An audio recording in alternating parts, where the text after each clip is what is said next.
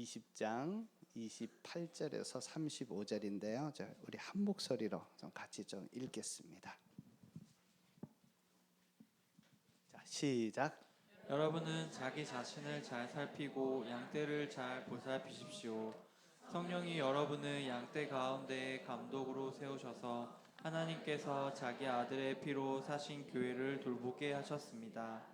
내가 떠난 뒤에 사나운 이리들이 여러분 가운데로 들어와서 양떼를 마구 헤아리라는 것을 나는 압니다. 바로 여러분 가운데서도 제자들을 이탈시켜서 자기를 따르게 하려고 어그러진 것을 말하는 사람들이 나타날 것입니다. 그러므로 여러분은 깨어 있어서 내가 3년 동안 밤낮 쉬지 않고 각 사람을 눈물로 훈계하던 것을 기억하십시오. 나는 이제 하나님과 그의 은혜로운 말씀에 여러분을 맡깁니다. 하나님의 말씀은 여러분을 튼튼히 세울 수 있고 거룩하게 된 모든 사람들 가운데서 여러분으로 하여금 유업을 차지하게 할 수 있습니다. 나는 누구의 은이나 금이나 옷을 탐낼 일이 없습니다. 여러분이 아는 대로 나는 나와 내 일행에게 필요한 것을 내 손으로 일해서 마련하였습니다. 나는 모든 일에서 여러분에게 본을 보였습니다. 이렇게 힘써 일해서 악한 사람을 도와주는 것이 마땅합니다. 그리고 주 예수께서 친히 주는 것이 받는 것보다 더 복이 있다 하신 말씀을 반드시 명심해야 합니다. 오늘 말씀은 바울이 에베소 교회를 목회하고 이제 바쁜 일정 속에서 3차 전도 여행을 마치고 예루살렘으로 돌아가던 가운데 에베소 근처를 지나가게 됩니다. 그때 에베소 교회 장로들, 자기가 섬기고 세웠던 제자들을 다시 불러서 이렇게 목회해야 된다라고 당부하고 떠나는 이 장면입니다.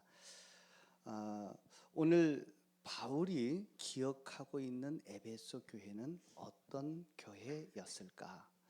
오늘 18장 읽진 않았는데 18절에서 19절 말씀을 보면 두 가지로 요약이 되어집니다. 한번 잠깐 좀 띄워주시면요. 아니면 제가 그냥 정리를 할게요. 정리를 하는데 두 가지입니다. 두 가지인데 한 가지는 많은 눈물을 흘렸다. 또 한 가지는 온갖 시련을 겪었다라고 소개합니다. 에베소 교회를 목회하면서 많은 눈물을 흘렸는데 어떤 눈물이었을까요?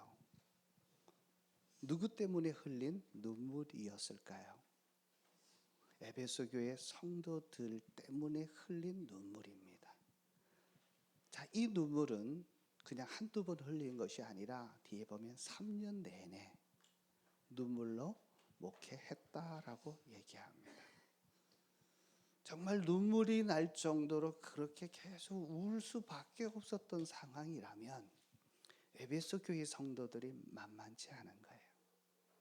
정말 힘들고 까다로웠던 사람이고 자기를 대할 때마다 가슴에 염장 지르는 소리를 하고 자기 폐부를 찌르는 아픈 말을 해서 그 말 때문에 하나님 앞에 가서 울 수밖에 없는 그러한 상황이었고 외적으로 또 많은 온갖 시련을 당했는데 유대인들로부터 음모를 당하고 그리고 시련을 당했는데 그 시련만 생각해도 정말 고통이 생각날 정도로 기억나는 겁니다. 그래서 왔던 그들에게 3년 동안의 얘기를 하면서 참 내가 많은 눈물을 흘렸다. 그리고 온갖 시련을 다 겪었다. 여러분 정말 울 수밖에 없는 인생 그리고 온갖 시련이 생각나는 그 인생은 어떤 인생일까요? 만약 이런 일들이 여러분들에게 당했다면 정말 자기를 힘들게 했던 그 사람의 첫 마디가 뭘까요? 참 지긋지긋하다 얘기하지 않겠습니까? 내 인생은 왜 이렇게 치질이 불행한가? 참 하소연할 수밖에 없는 그러한 상황일 겁니다. 그런데 바울이 지금 많은 눈물을 흘렸고 온갖 시련을 당했다라고 말씀하는 이유가 뭐냐 하면 나는 지긋지긋한 인생을 살았다. 그게 아닙니다. 나는 그런 시련을 당하면서 난 정말 불행한 인생이다. 나는 정말 힘들고 쓸모없는 인생이다. 이런 것 때문에 얘기한 것이 아니었습니다. 바울의 가슴 속에 남아있는 에베소 교회의 그 기억은 정말 잊을 수 없는 교회, 사랑할 수밖에 없는 교회, 그리고 생각하면 자기 가슴을 뛰게 만드는 그러한 교회였습니다. 그래서 그 바쁜 일정 속에서도 그 제자들을 만나지 않으면, 에베소 교회를 보지 않으면 갈 수 없을 정도로 포기할 수 없는 그런 교회였습니다. 우리 23명의 천사분들이 왔던 15개 교회 생각하면 어떤 교회입니까? 바울처럼 사랑할 수 없는 교회, 그리고 마음속에서 도저히 포기할 수 없는 교회, 생각만 해도 가슴이 뛰는 그런 교회가 되기를 축복합니다. 우리 성도님들은 어떨까 싶습니다. 우리 은혜로 교회는 여러분에게 어떤 교회로 기억되십니까? 자, 바울이 이 엄청난 정말 시련과 아픔과 참 눈물 속에서 어떻게 이겨냈을까? 어떻게 그렇게 그 상황 속에서 사랑할 수밖에 없고 기억할 수밖에 없고 포기할 수 없고 다시 보고 싶어하는 그런 교회를 만들 수 있었을까? 그 비결이 뭘까? 자, 그것은 그 에베소 성도들이 자기를 정말 힘들고 아프게 할 때마다 눈물을 흘리면서 아마도 주님 앞에 엎드렸을 겁니다. 기도하면서 막 눈물을 막 흘리고 있을 때 우리 주님이 찾아오셔서 위로해 주시는 겁니다. 그리고 위로받는 그 가운데 생각나기를 자기를 힘들게 했던 에베소 교회 성도들의 모습 속에서 자기 모습을 발견하는 거예요. 자기도 한때 교회를 핍박했고 믿는 자들을 잡아다가 옥에 가두고 스데반을 죽이는 일에 앞장섰던 그 모습을 보면서 그래도 내가 더 괴수지, 내가 더 죄인이지, 그러면서 주님께서 자기를 구원해 주셨던 은혜들, 이 아픈 사람들, 나를 힘들게 하는 사람들을 맡겨주셨던 그 이유가 정말 나를 다시 한번 받아주시고 용서해 주시고 이제 하나님의 사명자로 복음 전하는 자로 세워주셨다라고 하는 거기에 대한 감격이 아니었을까. 때로는 자기가 억울해서 울다가 하나님이 자기를 세워주셨던, 그리고 위로해 주시고 붙들어 주시는 그것 때문에 다시 한번 울지 않았을까 싶습니다. 그래서 20절에 보면 이렇게 얘기합니다.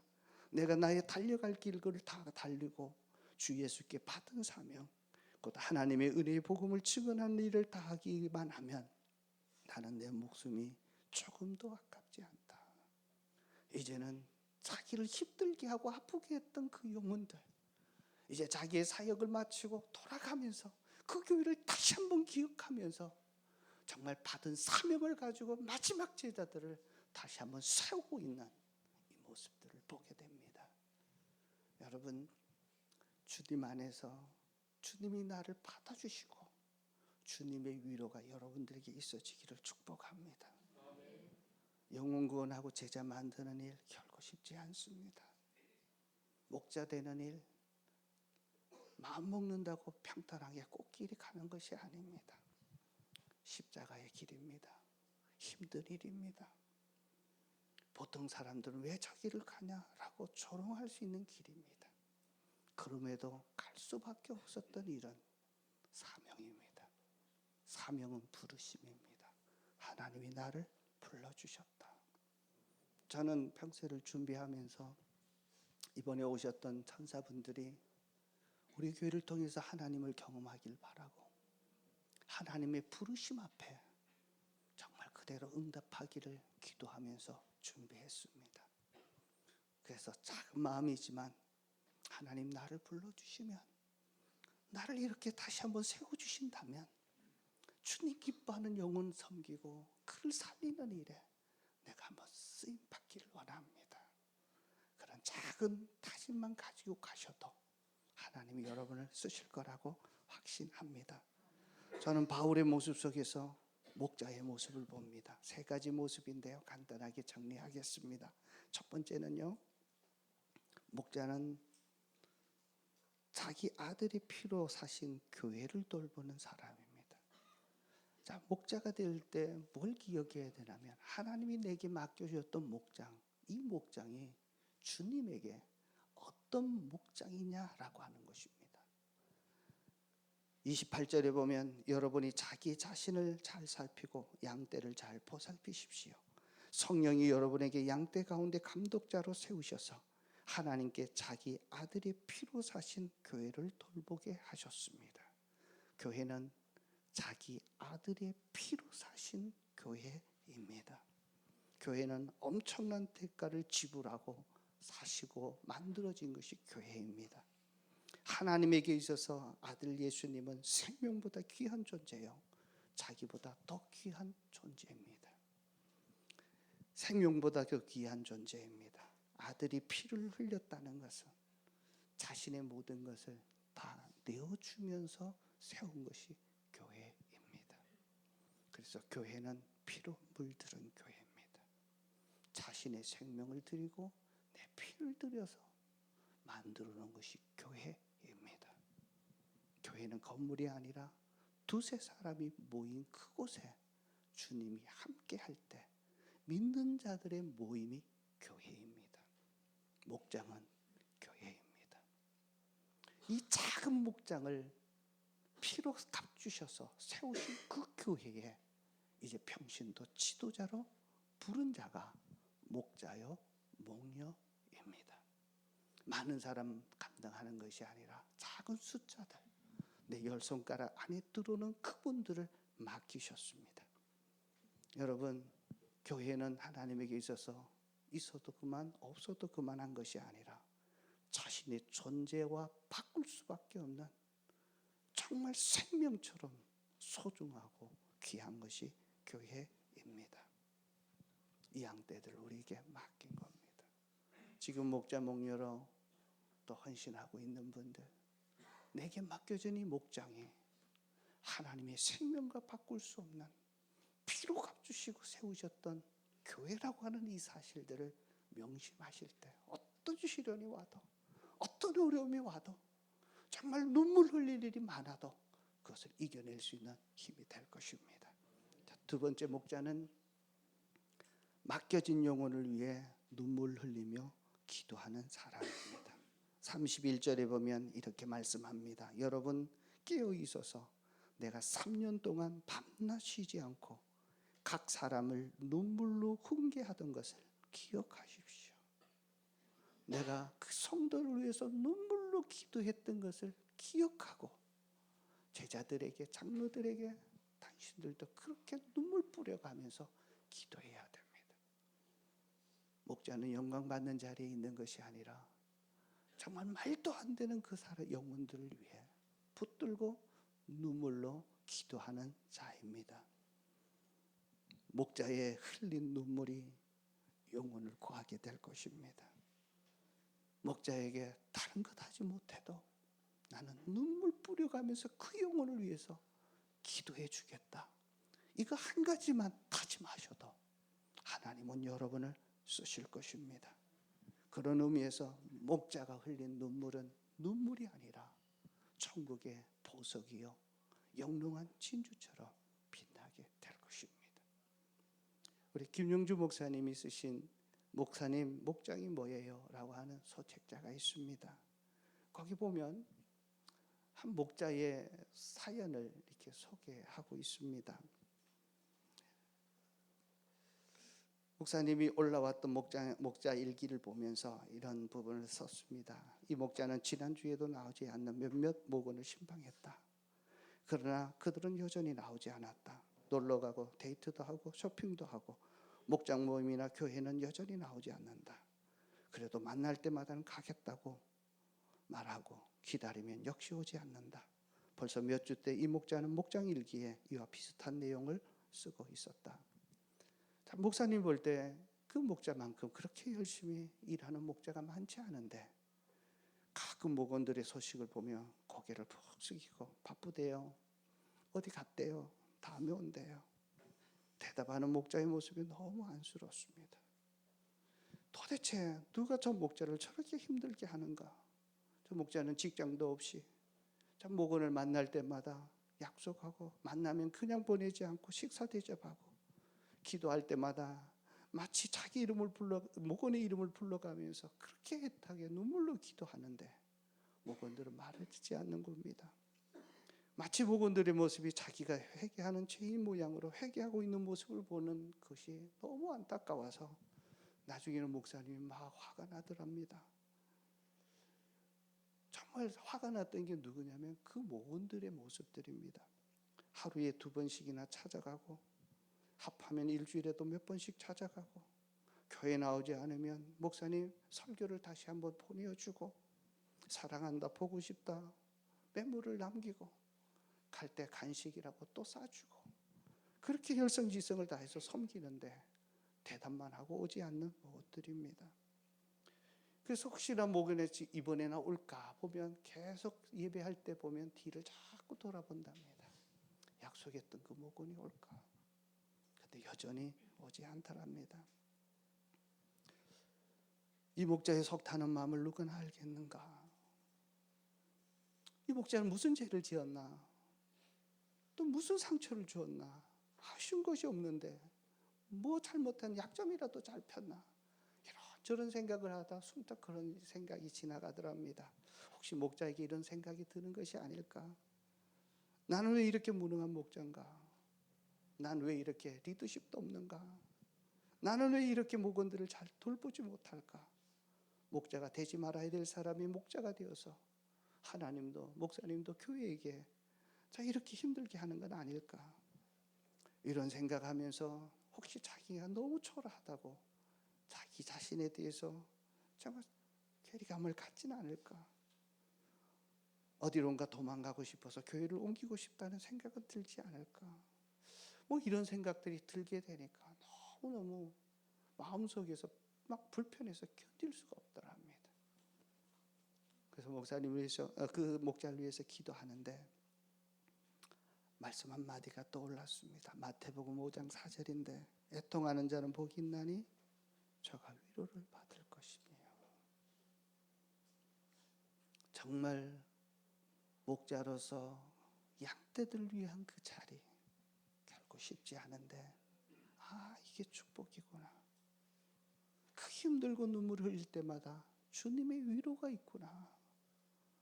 주님이 반드시 위로해 주십니다. 우리 목자 목녀님들 정말 그 사명 감당하느라고 말 못하게 가슴 아래하고 힘들어했던 부분들 주님의 위로를 받으시기를 축복합니다. 눈물로 나와 기도할 때 내가 안다. 내가 그 마음 알아. 내가 너와 함께 할게. 너는 충성된 종이야. 말씀하시는 그 한마디 때문에 확 녹아지는 줄로 믿습니다. 애통하는 자는 복이 있나니 저가 위로를 받을 것이며. 주님의 위로를 바라보시기를 축복합니다. 목자 목녀로 헌신하는 것 참 힘들 수 있습니다. 나는 저렇게 할 수 없다는 생각이 들 수 있습니다. 내 힘으로 하는 것 아니라 내가 눈물 흘려가며 기도할 수 있다면 주님이 그 사람을 사용하실 겁니다. 세 번째 목자는요, 영혼을 성장하도록 섬기는 사람입니다. 35절에 보면 주는 것이 받는 것보다 복되다라고 얘기합니다. 복음서에 보면 예수님이 하신 말씀인데 이 말씀을 찾아볼 수 없습니다. 바울이 만나서 예수님에게 들었던 말씀 같습니다. 주는 것이 받는 것보다 귀하다. 복되다. 그래서 마음껏 퍼주는 겁니다. 없는데도 주는 겁니다. 주는 사람이 복됩니다. 평신도 세미나 해보니까요 만만치 않아요. 우리 성도들이 기쁨으로 해주는데 정말 감사하죠. 그러나 정말 피곤하고 힘들고, 그러나 주는 것이 받는 것보다 복되다. 이 축복이 우리 성도들에게 저는 있을 거라고 확신합니다. 자, 목자는 주는 자입니다. 사랑을 주고 있는 것 주고 주는 겁니다. 그래서 예수님은 이렇게 소개합니다. 내가 소자에게 냉수 한 그릇 대접한 거 결코 잊지 않겠다. 자, 주는 것에 대해서 주님이 반드시 기억하셔서 보상한다는 믿음을 가지셔야 합니다. 언제요? 천국에서요. 바울의 눈물과 겸손과 시련은 그것으로 목양했습니다. 이것이 비참합니까? 아닙니다. 가장 멋있고 아름답고 위대한 삶을 살고 있는 하나님의 사람의 모델입니다. 그래서 눈물 흘려가는 것이 이것이 복된 일이구나. 내게 있는 것들에 에너지를 주고 시간을 주고 내 모든 것을 드리는 것이 정말 하나님 앞에 영광스럽게 쓰임받는 것이구나. 이것들이 가슴에 와닿는 겁니다.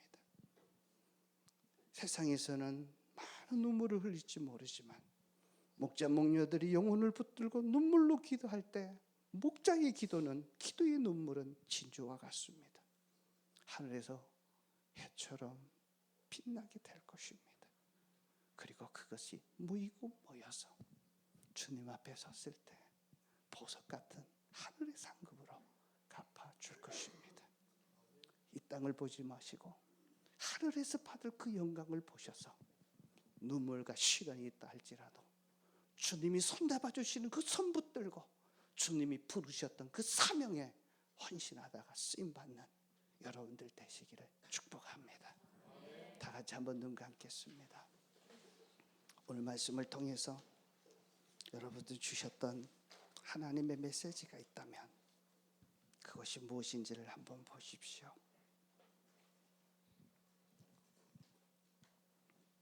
바울은 많은 눈물과 시련을 겪었습니다. 그 시련 속에 그것 때문에 내 인생이 불행한 것이 아니고 내 삶이 정말 눈물 때문에 지긋지긋한 삶이 아니고 하나님의 부르심 받은 사명이라는 것을 깨닫고 주님 앞에 그 사명자로서의 역할을 감당했습니다. 나는 어떤 목자가 되기를 원하는가? 정말 하나님 앞에 쓰임받는 목자로 서여지기 원합니다.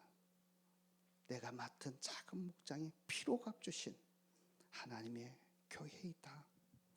내가 맡겨진 영혼을 위해서 눈물을 흘리며 기도하는 사람이 되겠다.